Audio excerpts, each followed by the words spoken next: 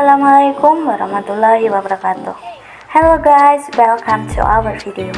Di video kali ini kita akan memberikan contoh penyelesaian program linier menggunakan metode simplex. Sebelum kita mulai, perkenalkan saya Liliana Tamakin dan partner saya Rizky Maulana dari kelas Riset Operasi B. Sebelum kita masuk ke contoh soal, kita harus tahu apa sih yang dimaksud dengan metode simplex. Jadi, metode simplex adalah sebuah algoritma yang digunakan dalam memecahkan masalah pemrograman linier. Metode ini biasanya menggunakan dua variabel atau lebih. Nah, langsung aja yuk kita masuk ke contoh soal.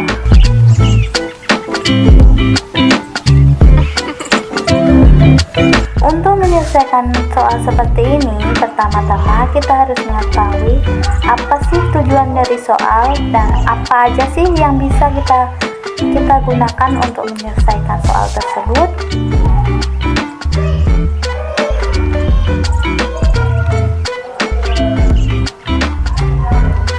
Dalam soal ini kita diperintahkan untuk mencari jumlah yang harus diproduksi untuk memaksimalkan keuntungan dengan batasan-batasan yang telah diberikan.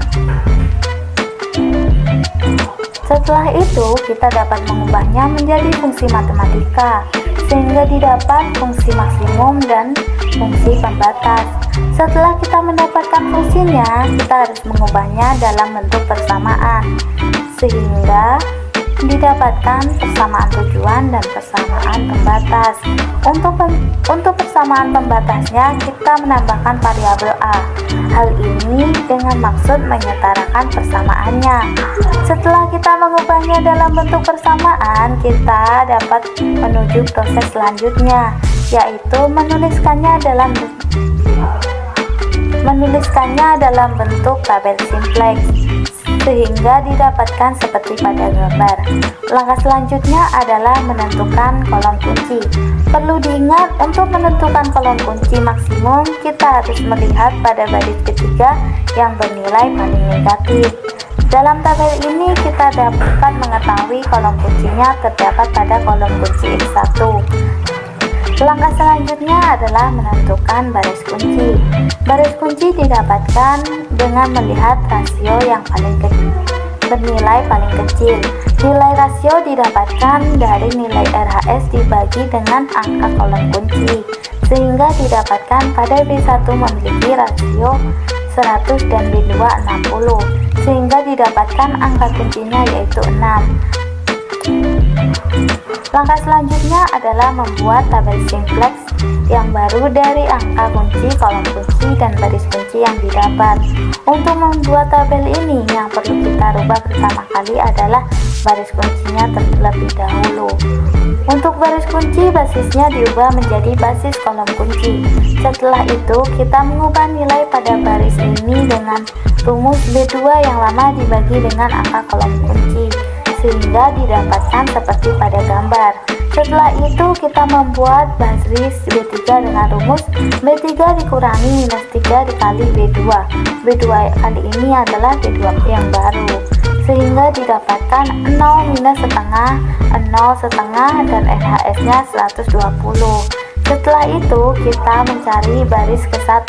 Rumusnya hampir sama dengan cara mencari B3, yaitu B1 dikurangi 2X B2, sehingga didapatkan seperti pada gambar. Nah, menurut kalian apakah dari sini kita sudah selesai? Tentu saja belum, karena nilai pada B3 masih ada yang bernilai negatif, sehingga kita harus mengulangi langkah-langkah yang tadi sampai pada baris B3 tidak ada lagi yang bernilai negatif.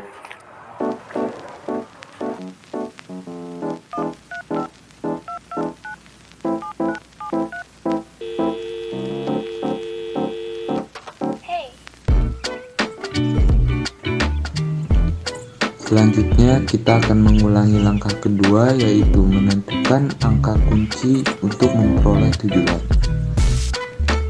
Seperti pada langkah kedua, kita harus menentukan kolom kuncinya terlebih dahulu dengan melihat B3 yang bernilai negatif, sehingga didapat kolom X2 sebagai kolom kunci, Selanjutnya kita mencari garis kuncinya untuk mendapatkan angka kunci.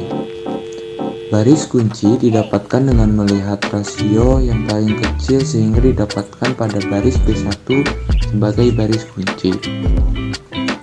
Maka didapatkan 5 sebagai angka kuncinya.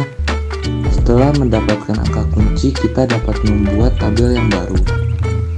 Pertama-tama kita mencari nilai dari baris B1 dengan rumus 1 dibagi dengan angka kunci yaitu 5.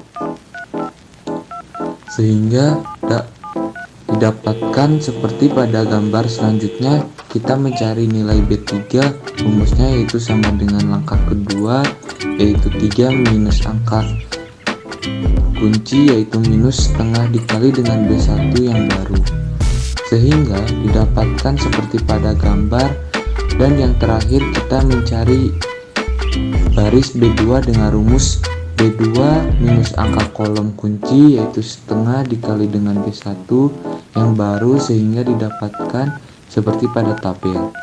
Dari sini kita dapat melihat nilai B3 tidak ada yang bernilai negatif sehingga didapatkan nilai X1 sama dengan 100 dan X2 sama dengan 40. Selanjutnya kita langsung saja memasukkan nilai X1 dan X2 pada persamaan Z sama dengan